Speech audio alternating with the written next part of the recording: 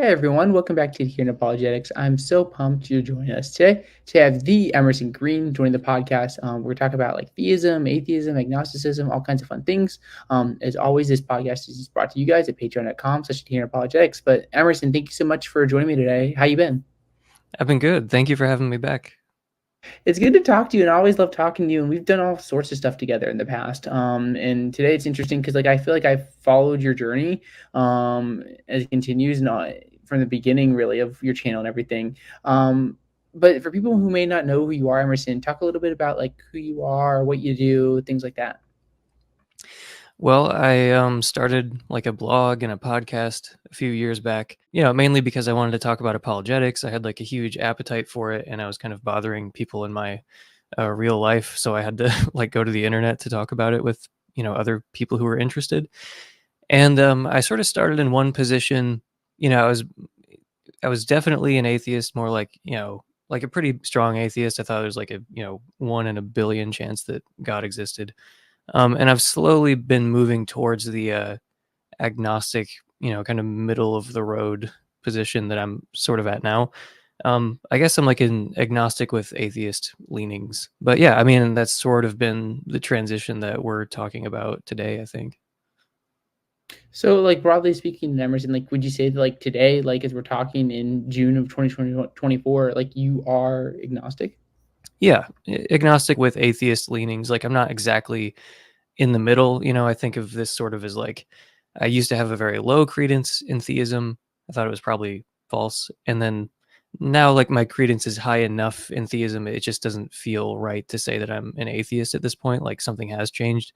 And it's just like it's I mean, not to bring up this stupid debate, but like it's one reason I don't like the lacktheist definition of atheism, where it's like, okay, I went from lacking a belief in God to lacking a belief in God. So like nothing's changed, but obviously something has changed. So like my credence in theism has gone up, and we can get into the reasons for that. But like, yeah, I have like a different feeling about like the plausibility of the idea that God exists broadly construed.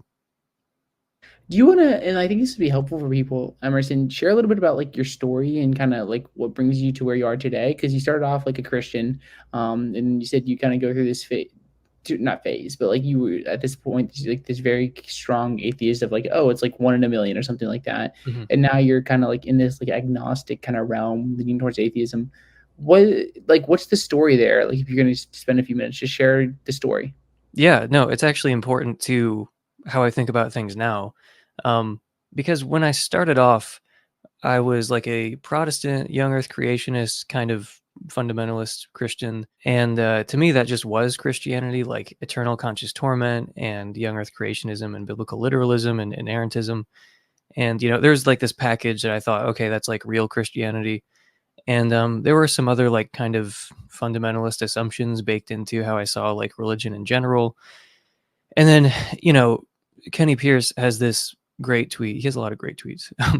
But and I enjoy watching him on your channel, by the way. I like those clips you post. But Kenny Pierce was saying, oh, this is a great way to make deconverts if you tell people, here's the true list of like Christian doctrines, and like this is it. Like you have to accept all these, or else you might as well just be an atheist. And like I think the phrase he used was give up on Jesus. So he's like, okay, the thing is, you're probably wrong about something on that list. So like if people really adopt that assumption that like, okay, this is it, like this is the only real form of Christianity, and now I don't agree with like one or two of the things on this list. Well, if they share kind of your fundamentalist assumptions, then they're going to end up throwing the baby out with the bathwater. And it's all predicated on this idea that Christianity is not a diverse tradition. Okay, but it obviously is, But I didn't view it that way. So I came to think that there were a few specific things that were wrong, that I was like the form of Christianity that I was raised with. I came to think that some of that was wrong. Okay, so then I ended up like slingshotting to atheism. And I eventually developed some like decent reasons for being an atheist. I think there's evidence against theism, but I think that I was kind of fundamentally mistaken about how I was approaching it, where I was treating theism like it wasn't a diverse tradition, and even Christianity like it wasn't a diverse tradition. So I thought that you could rule out theism and rule out Christianity by ruling out really specific forms of theism and really specific forms of Christianity. And the more I've appreciated like all the ways in which it could be true that God exists, and similarly all the ways in which it could be true that God doesn't exist, it makes me feel almost like I don't know, like overwhelmed, where it feels kind of hard to really latch on to one of those two possibilities in good faith and be like, oh no, it's definitely the case that none of the possible worlds where God exists, that's not our world for sure. It's like, I don't know, there are just so many ways for theism to be true. And I was erroneously treating the possibilities as much narrower than they actually were. So, I think it shouldn't be that hard to recognize that, like, just because you can give very good reasons to rule out young earth creationism or something like that, or very good reasons to rule out, say, like the strong view of eternal conscious torment or something, it's obvious that does not mean that God doesn't exist, right? Like there could be a God and then eternal conscious torment is false, or like there could be a God and the universe is very old. That seems obvious, right? But what I'm saying is like that same insight carries over to just so many like to so many things where we're kind of, it's hard to just talk about God and just talk about theism without all these like theologically laden conceptions of theism that are constantly just sneaking in and like seemingly impossible to get away from. And for the fleeting moments when I feel like I have gotten away from that, it just feels almost disingenuous to say, "Oh yeah, I'm pretty confident that God doesn't exist." Yeah, I'm pretty confident that like certain forms of Christian theism are false. Okay, like I'm extremely confident that like many popular forms of religious belief do not correspond with reality. But just some non-specific God or some divine reality, like I just really can't say with a high degree of confidence that that like couldn't be true or something. But yeah, I mean, look, theism is a diverse tradition, Christianity is a diverse tradition, and the flip side of this has to do with atheism. Something like a pet peeve I have with apologists is when they try to put beliefs on atheists that are not really essential to atheism. Oh, well, atheists, they're like nihilists and materialists and determinists who reject free will and, so on and so forth. And it's like, yeah, a lot of atheists believe those things, but a lot of Christians believe in, young earth creationism. I mean, just ruling out one specific doctrine that, is commonly held by members of that group, it just does not rule out theism. And likewise, if you have an argument against determinism or against physicalism or whatever, you have not even come close to arguing against atheism. Okay, so like that was really easy for me to see on my end because I'm not a physicalist, and like even as an atheist, I had views that were like fringe for most atheists. So like I was well aware that like, yeah, most of the arguments against atheism that people offer have nothing to do with atheism. Okay, and like what I'm saying is that exact thing is also happening with theism. Whenever we're talking about, oh, does God exist? Theism versus naturalism. A lot of the time we're talking about a very theologically laden conception of God. Not much has changed in that specific regard of like, oh, do you think that version of theism, do you think that might be true? Are you agnostic about that? It's like, no, not at all. Like, I don't think there's like any chance of that being true. But I just think there are so many possibilities. Like there are so many possible worlds where God exists or something godlike, some kind of divine reality. Like if you're liberal enough with your conception of God, which, I am open to like finitist forms of theism and non-standard models of God. I know that's a very long answer to your question, but I think it's kind of important to like seeing where I came from and how I got to this point where it's like, well, I bought into these fundamentalist assumptions where it's like, here's what real Christianity is. And if you reject even one of these, you're an atheist basically. And I was like, okay, I'm an atheist. And then I've kind of slowly been migrating more towards this middle-ish position of, agnostic with atheist leanings. But yeah, that's a big part of it, is just recognizing the diversity of the theistic tradition and even the Christian tradition, and being like, look, all I can do honestly, when some people are spelling out their worldview, I feel like all I can honestly do is like say, yeah, it could be. I have a few arguments against theism and against Christianity, but there are certain Christians out there and certain theists out there who've presented like a picture of the world that kind of avoid some of these concerns that I raise. So then I just have to look at that, admittedly fringe, possibly heretical view they're offering and be like, yeah, could be. Well, yeah, thank you for sharing your story. I really appreciate that. And I do think it's important to remember that like the differing views within like Christianity, like not everyone has the same theology, and it's the same if you look at it from an atheist perspective. Like not every atheist, like you said, Emerson, is like a materialist, determinist, with moral nihilist and all that stuff. I'm curious before we look at like some of the reasons about where you're at, where you are now. Who are these Christians that you're talking about, or maybe theists that have kind of influenced you, and you're like, okay, well, like this isn't like some form of Christianity that makes zero sense to me. Hmm. Yeah. Well, first, let me say that's not like what I just outlined is not the only thing. It wasn't the only consideration that pushed me more towards agnosticism. That's one reason.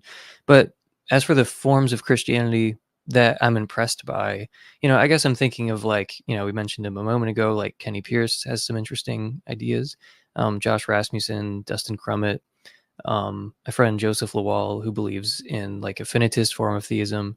Um, they're just it's not really like any one grand narrative that's been presented to me. I'm like, oh, maybe that. It's sort of like a lot of these people have interesting ideas that solve some particular problem that I thought was like kind of hard to avoid.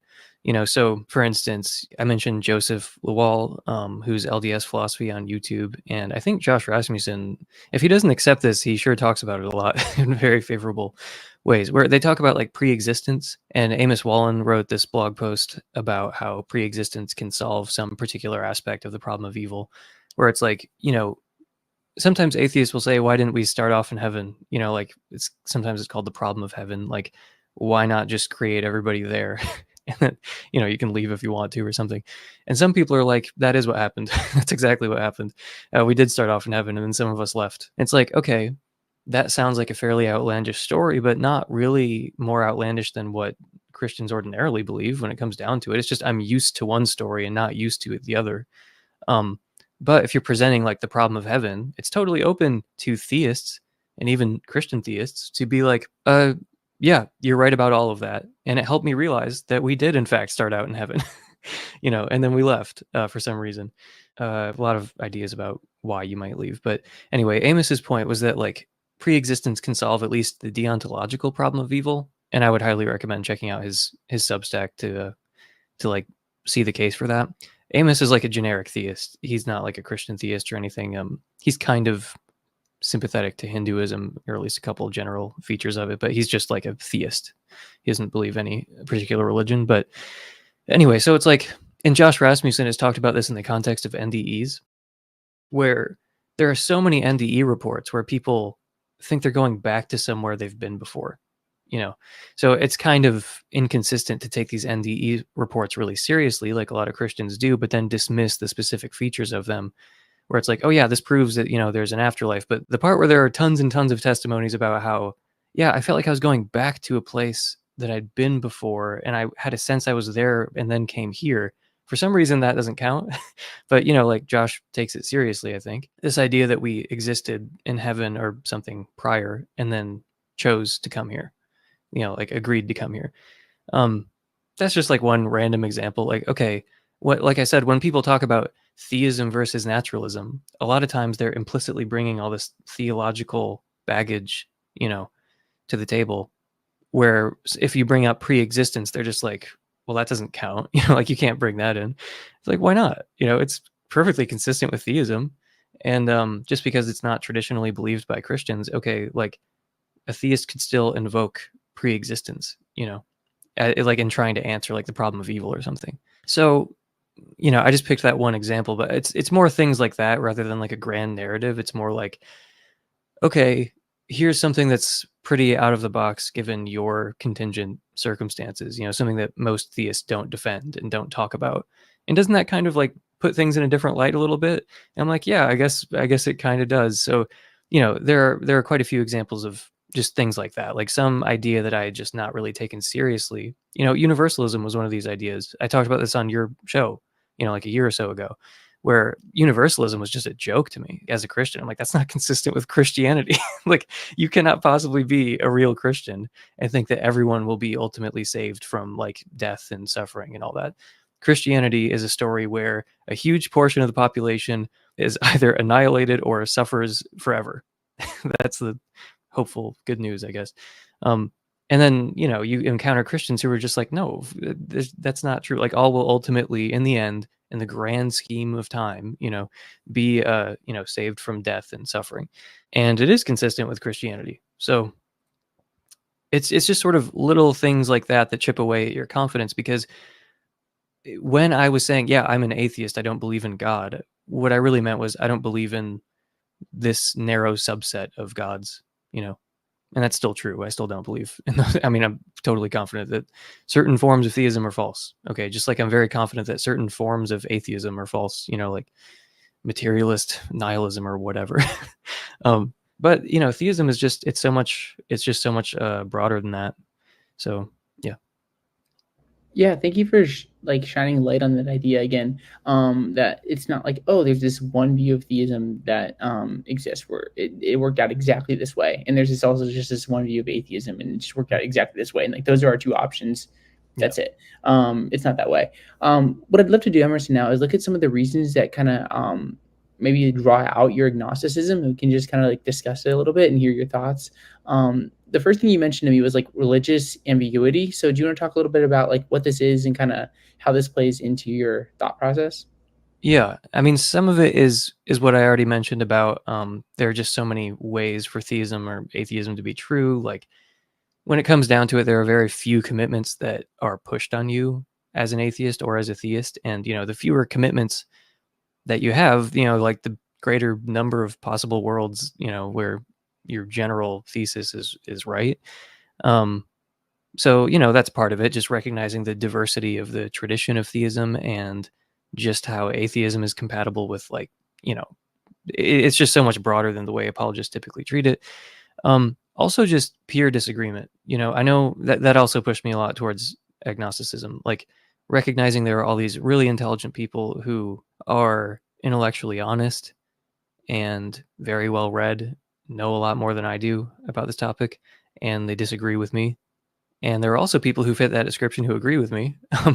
But, like, I don't know, just disagreement among experts, people who I consider experts, and disagreement among peers who I respect, kind of made me lower my confidence. I mean, ultimately I'm going to stick to my guns. Like, if I can't see why I'm wrong, I'm not going to be like, I'm not going to shy away from that. But um still, it's I think a pretty natural response to disagreement among epistemic peers to be like, oh, maybe I should be slightly less confident in my belief, because there are all these other people who are intelligent and well informed, just as much as I am, if not more so, and they disagree, not just with me but with each other.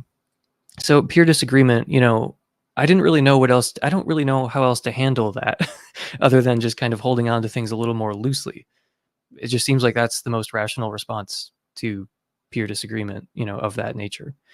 Um, Also, just another factor, in addition to the two that I've mentioned, is I have no idea how to set my priors. Like, I don't know how to set the prior probability of different hypotheses. Like, I have some very vague idea about how to do that, but like nothing so specific that I'm like totally confident what the prior is of theism, or like what's the intrinsic probability of naturalism.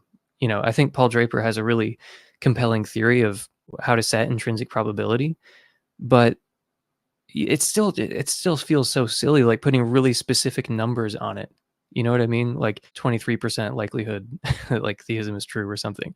Or like when Richard Swinburne's like, there's a 97% chance that the resurrection occurred. I'm like, I don't know, man. It's just so goofy. Like, I just can't take that kind of thing seriously. You can say like, yeah, it's more probable. You can say it's very, very improbable, or it's like more likely than not. You can make these general statements. I don't think we're just totally adrift, lost at sea. We have no idea how to set the probability of anything. But, just getting too specific about it feels silly.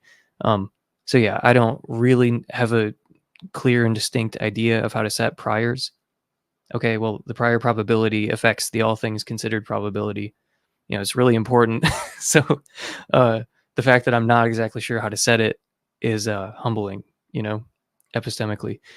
And then there's this other factor. It's kind of been like in the background of some of this stuff as we've been talking. Like, my beliefs are like influenced by totally contingent social factors. Like I would believe very differently if I were born 1,000 years ago, or 1,000 years in the future, or in a different part of the world, or with like different genes or different peers. Like it's just, you know, again, I'm not sure exactly what else to do other than like stick to my guns, but it is still kind of humbling when you realize like how contingent some of your common sense is. Like the idea that Mormonism sounds really silly to a lot of people, but like you can list off beliefs that Catholics have and they're just like, of course.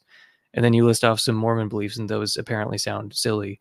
And it's like, I think that's like a contingent fact. Like, I don't think that that's like inherent to the theories at all.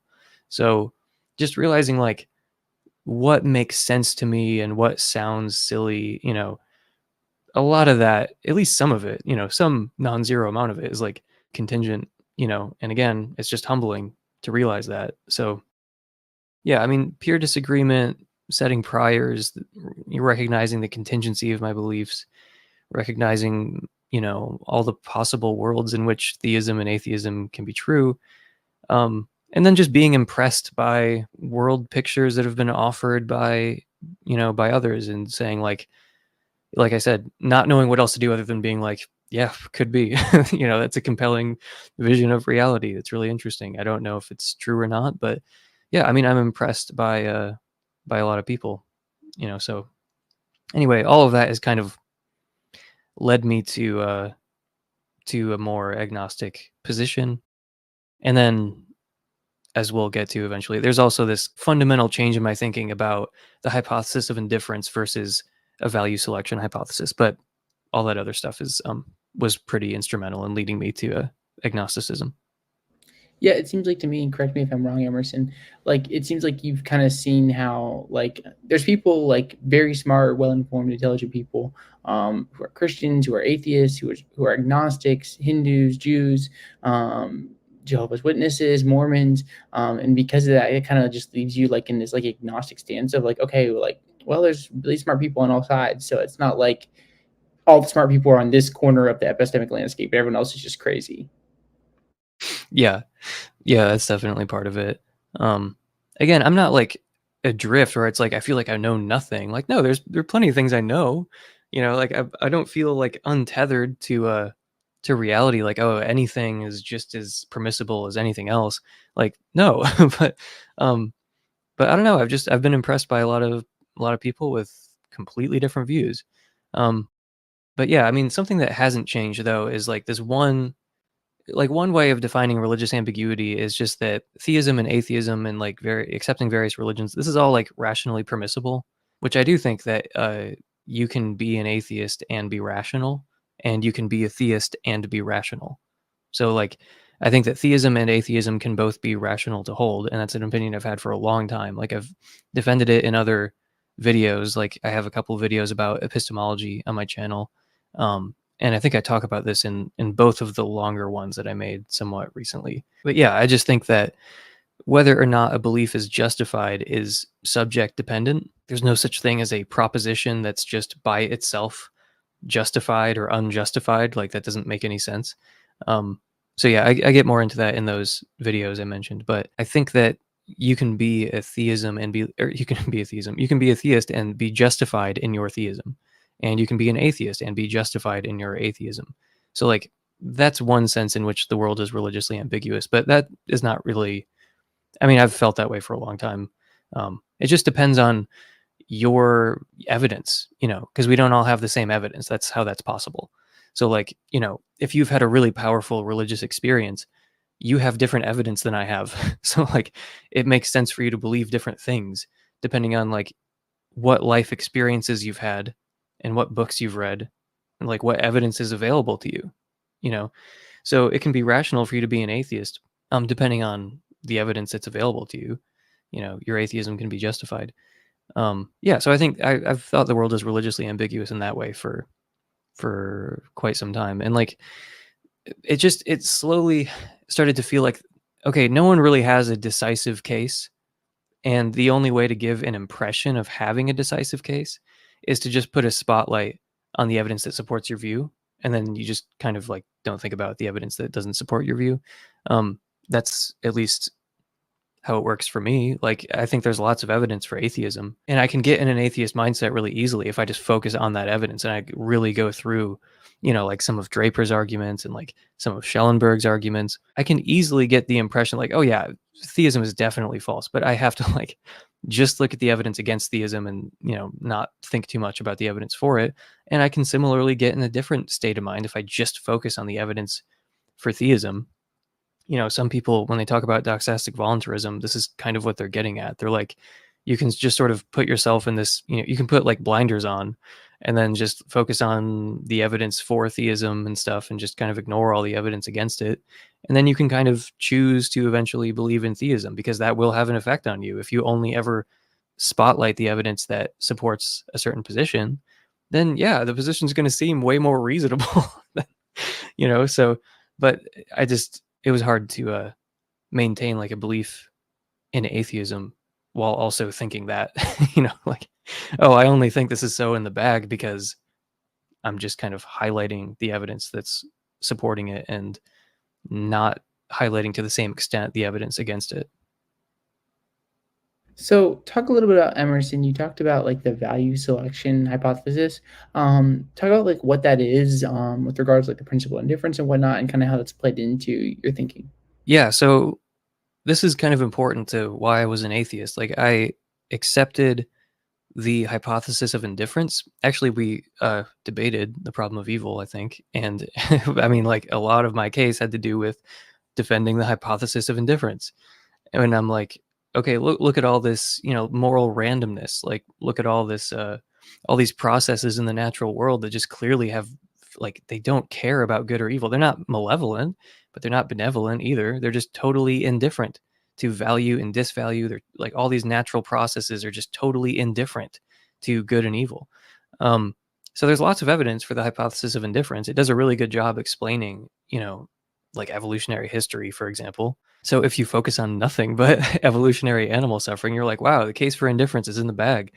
But there's some evidence against indifference. Just to back up a step, I think that the hypothesis of indifference is incompatible with theism, because theism says there's this very powerful, very good being at the foundation of reality that is like, it's not indifferent at all. Like, God cares about good and evil. Like, there's supposedly some kind of moral rationale behind the suffering we see in the world if theism is true.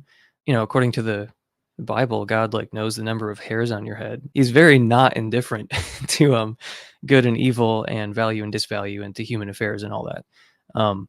So theism is incompatible with the hypothesis of indifference. So if you can support the hypothesis of indifference with all this evidence of like, pointless suffering and moral randomness, okay, so to the extent that the hypothesis of indifference is established, or like there's evidence for that, then that's the extent to which you can be sure that theism is false.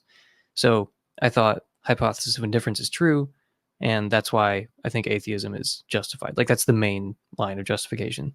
So the problem is that there are some things in our world that seem to not be totally blind to value and disvalue.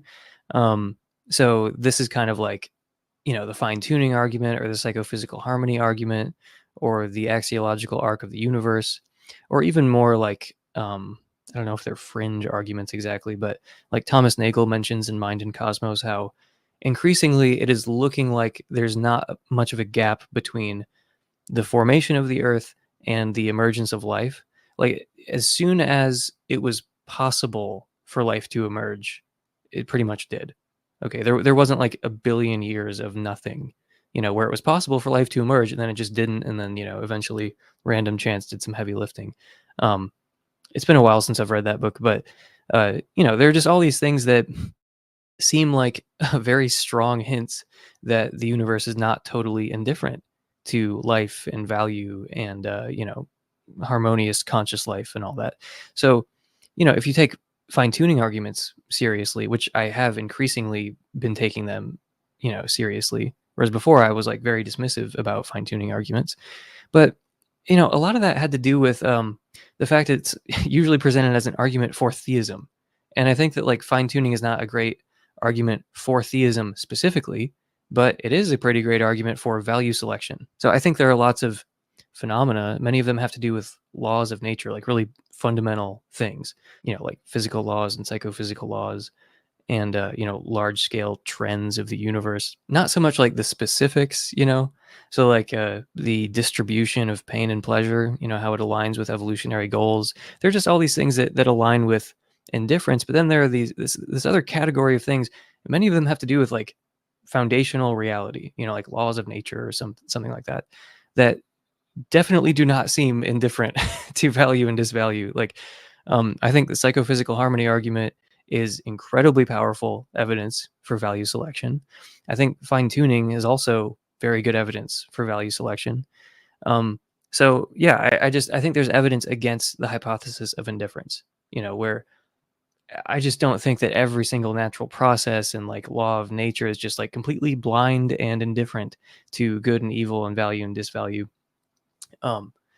So sorry, I've been throwing around this term value selection. I haven't even defined it. I mean, it's probably obvious like what it means from the context, but like when Philip Goff is talking about the hypothesis of indifference or like a value selection effect or the value selection hypothesis, it's often in the context of fine tuning, and he'll say like, okay, there are these constants that are life permitting, these like laws, parameters, constants, whatever, that are like life permitting. We have a life permitting universe, and the value selection hypothesis applied here is that those constants, laws, parameters are the way they are because they allow for life.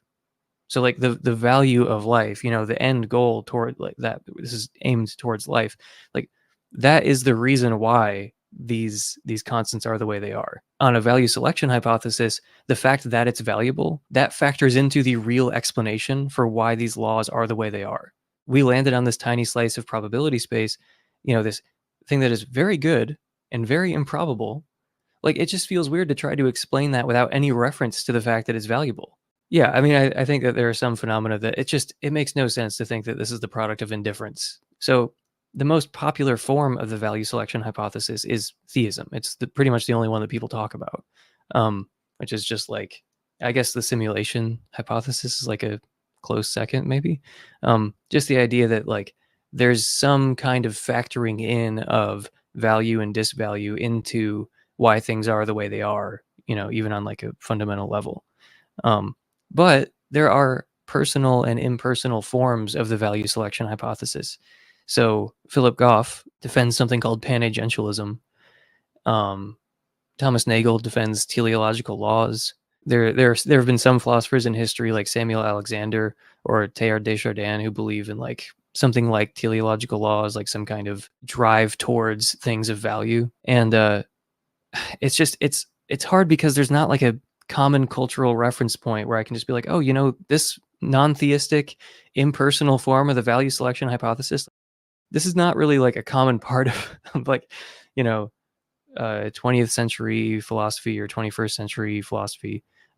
Though it's interesting that C.S. Lewis in Mere Christianity, which I was just looking at a few months ago, he like addresses this kind of like this like school of thought. Like he at least thought like, oh, I have to deal with like these types of non-believers as well. Anyway, I just found that interesting because he was almost taking it as like a matter of course that like, well, you know what I'm talking about. And it's like, I don't think modern audiences would know what he was talking about. But anyway, I just think there are these impersonal forms of the value selection hypothesis, and there are certainly non-theistic forms of the value selection hypothesis. And just because you think fine tuning is like a great argument or psychophysical harmony is a great argument, like they acknowledge this, Dustin Crummett and Brian Cutter acknowledges at the beginning of their psychophysical harmony paper that like, look, this is equally good evidence for other hypotheses, and the thing they all have in common is that they're all value selection hypotheses.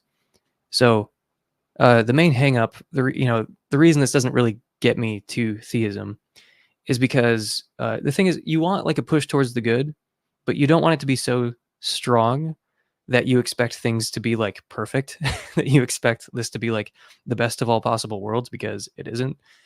So the problem with theism is that it's just like, by my lights, it's just too good to be true for this world. Like I accept the value selection hypothesis. I'm not agnostic about that. But I just don't want the value selection hypothesis to involve a push towards the good that is so strong that it contradicts the like moral randomness of the universe, which seems kind of apparent to me.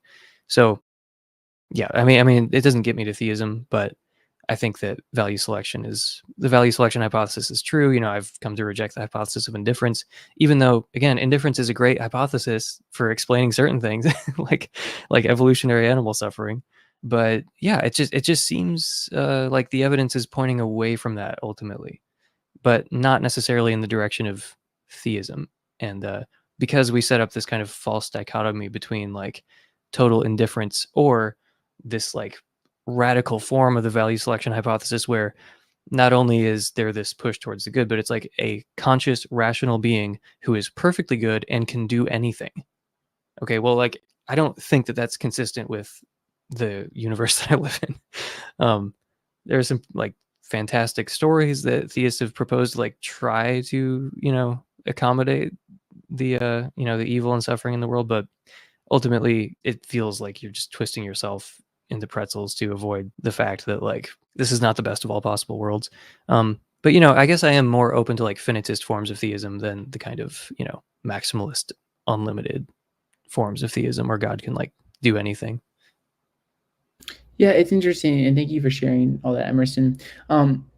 There is this, like, to me, like this, I don't know if the word's contrast, but like we see, like I just seen like in my life, like there's a lot of good things that we can experience, like or just see, like that seem to like be designed towards like value, like in like relationships or nature, things like that. And there's also like the suffering that we see.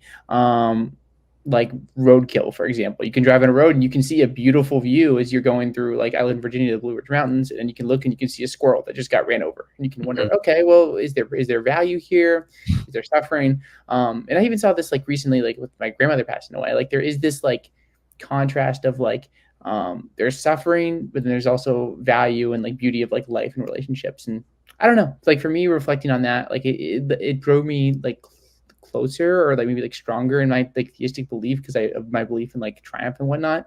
But all that to say that like it just seems like to me like we can walk around and like we can see this reality that where we can see things of like value, but we can also see things that seem to be here like suffering that appears to be like indifferent. So yeah. Mhm. Yeah. Yeah. No, I that's why I brought up the asteroid that killed the dinosaurs, because it's like there's just this rock hurtling towards Earth, and that just seems like especially if I were a dinosaur, I would be like, the universe is indifferent. There's just this rock floating through space, and then it like hits Earth and like, causes all this death and suffering. And then on the other hand, there are these laws of nature. We live in this life permitting universe, and things did not have to be this way. Like we did not have to live in a universe where life exists, let alone where complex conscious life exists.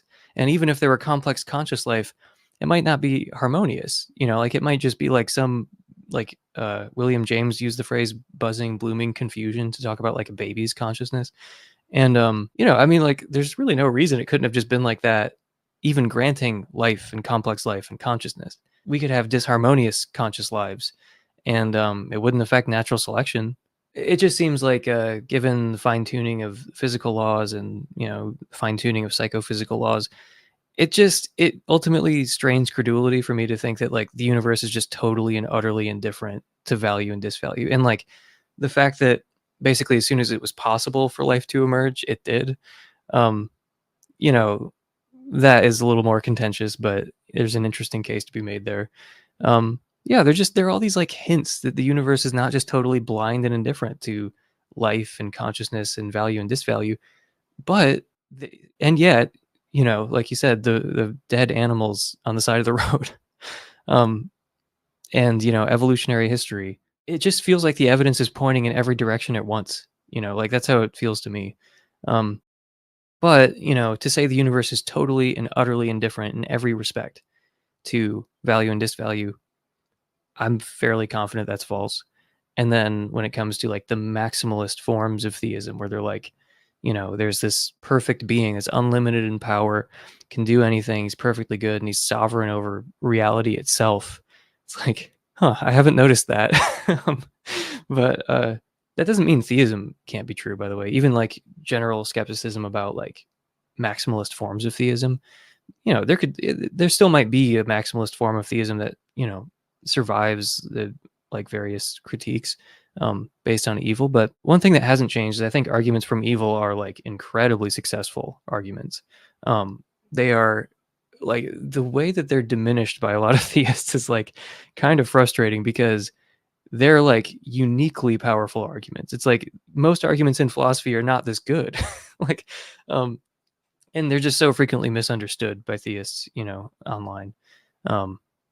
Yeah, I wish that theists would put a little bit more thought into the arguments from evil that have been presented, because it's just more common to encounter people who just go off of like memes and stuff than they just don't just read like Paul Draper's stuff about evil, like just give it a read and like see if it matches what you thought you were going to read because I bet it doesn't. But yeah, I think arguments from evil are like very powerful, but there are just so many possible worlds where there's some kind of divine reality. Even if you want to say that arguments from evil are like totally successful refutations of certain forms of theism, that's still all you can say. It's just, they refute certain forms of theism, but not this like non-specific idea that there's a God, or like some divine reality. Yeah, thanks for that, Emerson.